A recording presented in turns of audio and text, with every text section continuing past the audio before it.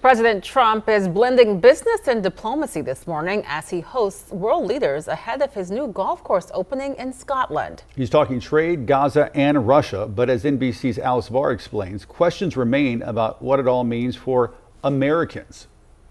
President Trump this morning debuting a new golf course at one of his Scotland resorts, a detour into private business after talking trade with UK and European leaders, including a new EU agreement. Thank you very much. Ahead of a Friday deadline when higher tariffs kick in for countries that haven't reached a deal. For the world. What percent will that tariff be? I would say it'll be somewhere in the 15 to 20% range. While meeting with allies, the president also looking to foreign wars, promising to shorten his 50-day deadline for Russian President Vladimir Putin to end his war in Ukraine. I'm going to make a new deadline of about 10 or 12 days from today.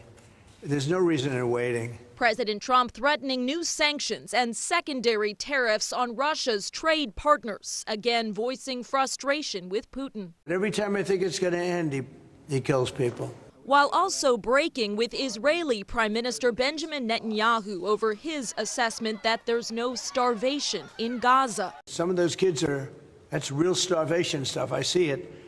And you can't fake that. President Trump promising more U.S. support to establish desperately needed food centers with fewer restrictions amid global outcry over the extreme lack of access to food and rising deaths from malnutrition. Israel began allowing airdrops and limited pauses in fighting for aid delivery. But humanitarian groups warn the trickle of aid entering Gaza is not enough to stave off famine. A senior White House official tells NBC News that President Trump was disturbed and troubled by the images he's seen of starving children in Gaza, motivating him to step up U.S. support.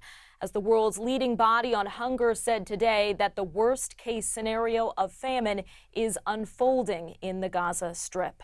In Washington, Alice Barr, NBC News.